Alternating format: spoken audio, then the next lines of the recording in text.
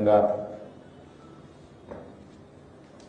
ఎటువైపు పయనించిందో మనందరికీ తెలుసు. గాడి దెప్పుతున్నటువంటి సమయంలో మళ్ళీ వారి యొక్క దురంకత నిరంకుశ పాలన వ్యతిరేకించి టీజేఎస్ పార్టీని స్థాపించి నిరంతరం ప్రజల కోసం పెద్దలు కోదండరాం గారు కానీ విశ్వేశ్వరరావు గారు వారి బృందం అంతా పోరాడుతున్నటువంటి పరిస్థితి.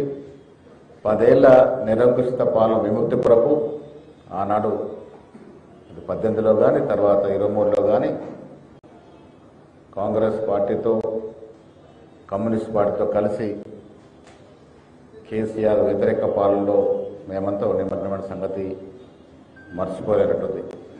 2023లో మేము అధికారులు రావడానికి, కాంగ్రెస్ పార్టీ రాష్ట్రంలో అధికారులు రావడానికి, కాంగ్రెస్ ప్రభుత్వం ఏర్పడటానికి కోదండరాం గారి యొక్క పాత్ర, వారి నాయకుల పాత్ర కూడా అశేషమైనది.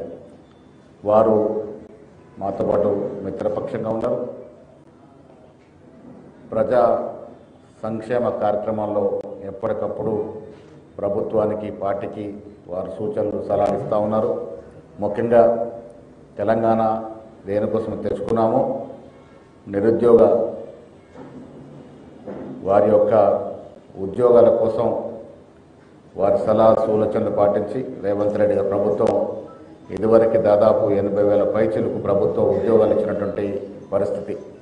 ఆ ఉద్యోగాలు రావడంలో, ఉద్యోగ నియామక రూపకల్పనలో వారి సలహాలు సూచనలు కూడా ప్రభుత్వం తీసుకున్నటువంటి సందర్భం. ఇప్పుడు కూడా ప్రజాపాలనలో నిరంతరం వారు పార్టీకి, ప్రభుత్వానికి బాసటగా ఉంటూ వచ్చినారు. ఇవాళ కాంగ్రెస్ ప్రభుత్వం ఏర్పడే దాదాపుగా 2 సంవత్సరాలు కాబోతా ఉంది. డిసెంబర్ వస్తే 2 సంవత్సరాలు అవుతుంది. ఈ 2 ఏళ్ల పాలన కూడా ఆనాడు 2023కు మేము ఇచ్చినటువంటి వాగ్దానాలు, 6 గ్యారెంటీలు, దాంట్లో మెజారిటీ అంశాలు పూరింపుకు చేస్తున్న కృషి, ప్రజల ఆకాంక్షలకి, ప్రజల ఆశలకు అనుగుణంగానే ప్రభుత్వం పనిచేస్తూ ఉంది. దానిలో భాగంగానే ఇలా దాదాపు 80,000 పైచిలకు ప్రభుత్వ ఉద్యోగాలు ఇచ్చినాము, ఇంకా ఇస్తూ ఉన్నాం. మహిళలకు ఉచిత బస్సు కానీ, సన్నబియ్య కార్యక్రమం కానీ, ఇందిరా మహిళ కార్యక్రమం కానీ, బీదలకు రేషన్ కార్డులు ఇవ్వడం కానీ, రైతు భరోసా కానీ, రుణమాఫీ కానీ, ఇంటిగ్రేటెడ్ స్కూళ్ళు కానీ, అభివృద్ధులు, సంక్షేమంలో ప్రజల ఆకాంక్షలకు అనుగుణంగా ఈ ప్రభుత్వం పనిచేస్తూ ఉంది. మాకు చేదోడు బాదుడుగా అన్ని రకాలుగా ప్రొఫెసర్ కోదండరాం గారు, వారి బృందం సహకారం చేస్తూ ఉంది. ఇవాళ నేను ఇక్కడ ఆఫీస్కి రావడానికి కారణం, జూబ్లీస్ ఎన్నికల్లో వారి సంపూర్ణ మద్దతు మాకు కావాలని, అది కోరటానికి, వారికి విజ్ఞప్తి చేయడానికి నేను ఇక్కడ ఆఫీస్కి వచ్చినాను. ఈ యొక్క ప్రత్యేక పరిస్థితుల్లో జూబ్లీస్ ఎన్నిక జరుగుతూ ఉంది. అక్కడ ఉన్నటువంటి శాసనసభ చనిపోయిన ధర్మిల ఈ ఎన్నిక వచ్చింది. అక్కడ నిరంతరం ప్రజల్లో ఉండి ప్రజల కష్టకాల్లో మమేకమై పాలు పంచుకున్నట్టు యువకుడికి నవీన్ యాదవ్కి కాంగ్రెస్ పార్టీ అభ్యర్థిగా నిలిపింది. వారి అభ్యర్థులతో తోడు రేవంత్ రెడ్డి గారి ప్రభుత్వం ఇస్తున్నటువంటి అభివృద్ధి, సంక్షేమాలు ప్రజల్లో బాగా పోతూ ఉన్నాయి. జూబ్లీహిల్స్ నియోజకవర్గం పేరుకు జూబ్లీహిల్స్ అయినా అక్కడ దాదాపు 70% పైన బీద ప్రజలు ఉండేటువంటి నియోజకవర్గం అది.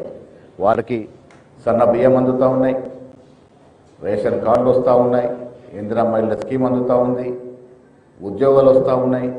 ఇవన్నీ కూడా ప్రజల్లో బాగా నాటుకున్నటువంటి కార్యక్రమాలు, ప్రభుత్వం ఇస్తున్నటువంటి అభివృద్ధి, సంక్షేమం, వారికి తోడు సిపిఐ, సిపిఎం, టీజేఎస్ పార్టీల యొక్క మద్దతు, అదేవిధంగా ఎంఐఎం కూడా ఒక యువకుడిగా వారిని గెలిపించాలని చెప్పినటువంటి సందర్భం. సో వీరందరి మద్దతుతో పాటు ప్రభుత్వం ఇస్తున్నటువంటి అభివృద్ధి, సంక్షేమం డెఫినెట్గా మా విజయానికి దోహదపడుతుంది.